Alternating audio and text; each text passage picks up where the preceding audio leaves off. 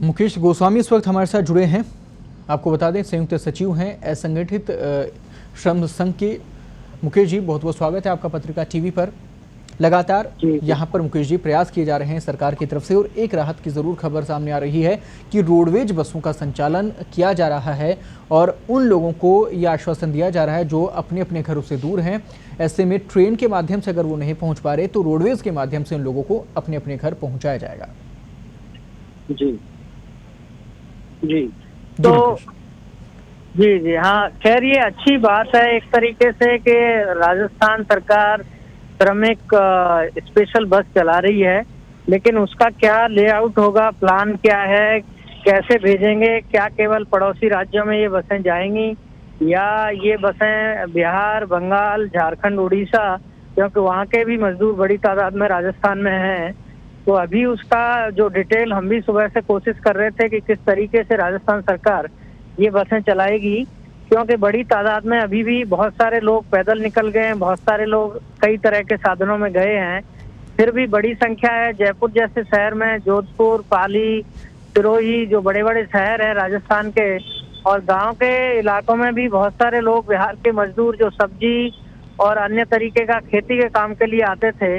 और जो गेहूं की कटाई और अन्य चीजों के लिए आए हुए थे, वो भी अभी गांव में फंसे हुए हैं। शहरों से तो लोग पैदल निकल गए, लेकिन गांव में हमारे पास लगातार फोन आ रहा है बहुत सारे जिलों से।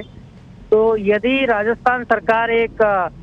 तरीके से रोज कितनी बसें चलाएगी, कितनी बसें भेजेगी वहां के लिए, ये और स्पष्ट हो जाए। दूसरा ये है कि उनका एक शेड्यूल बन जाए कि इस दिन इतने लोग जाएंगे, यहाँ के लोग जाएंगे, राज्यवार एक समय सारिणी बन जाए, सूचना मजदूरों को मिल जाए। तो मुझे लगता है कि कोई मजदूर पैदल नहीं चलना चाहता है, नहीं जाना चाहता है, और बहुत सारे मजदूरों में ये एक अविश्वास का माहौल बन गया है कि सरकारें कहती हैं लेकिन करती नहीं है। नहीं, कोशिश अब यही है, और तमाम जो लोग हैं उन्हें यहाँ पर सबसे बड़ी बात जो है वो आश्वासन यही मिल रहा है, और कोशिश भी की जा रही है कि लोगों को हिम्मत बनाए रखनी होगी, क्योंकि इस विकट परिस्थिति के अंदर, ऐसे माहौल के अंदर, जब तमाम परिस्थितियाँ जो विकट नज़र आ रही हैं, हमारी विपरीत नज़र आ रही हैं, ऐसे में खुद का जो हौसला है वो बनाए रखना बेहद ज़रूरी है। इसके साथ ही एक और विषय पर आपसे बात करना चाहूँगा मुकेश। यहाँ खाद्य सुरक्षा जो पूरी प्रक्रिया इसको लेकर चल रही है, ऐसे में उन लोगों को शामिल करना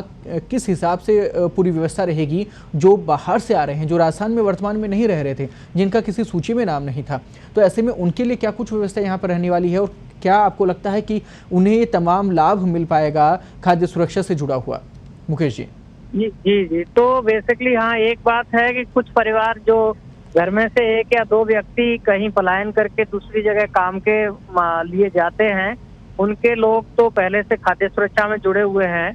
या हो सकता है उनका परिवार भी नहीं जुड़ा हो, लेकिन कई ऐसे परिवार गांव में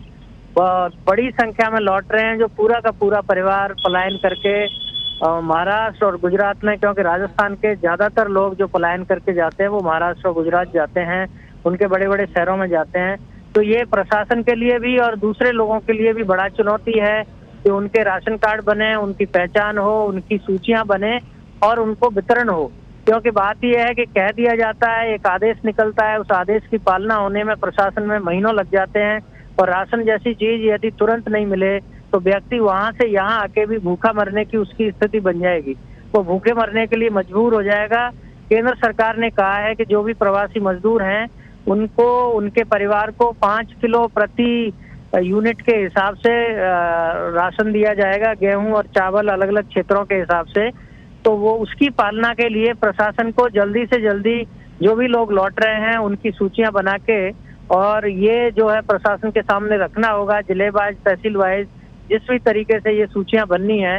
दूसरी एक बात जो है खाद्य सुरक्षा में,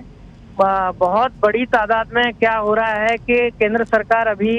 10 किलो प्रति यूनिट के हिसाब से गेहूं राजस्थान के लिए दे रही है, पहले 5 किलो ही था,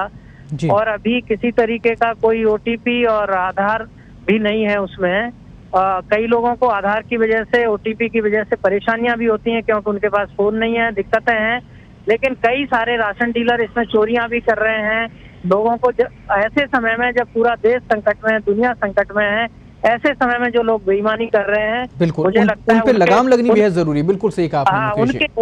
उनके खिलाफ बेसिकली एपिडेमिक एक्ट के तहत कार्रवाई होनी चाहिए। जैसे कोई भी लोग कई लोगों के तहत किसी ने दोबारा राशन ले लिया, उसके खिलाफ एपिडेमिक एक्ट में एफआईआर दर्ज कर दी। ऐसे ही राशन डीलर या ये जो पूरी राशन व्यवस्था, राहत से जुड़ा हुआ कोई भी व्यक्ति, कर्मचारी यदि बेईमानी करता है तो ये जो आपदा प्रबंधन अधिनियम है उसके अंतर्गत कड़ी कार्रवाई होगी, तो वो संदेश जाएगा और दूसरे लोग भी वो बेईमानी नहीं करेंगे। बिल्कुल मुकेश जी, एक बार फिर आपने मजदूरों के हित को लेकर एक बार फिर आपने मुद्दा उठाया और बेहद ज़रूरी है ऐसे समय पर लगातार इन लोगों की जो मांग है उनकी सुनवाई की जाए, सरकार तक ये जो मांगे हैं वो पहुंच सके।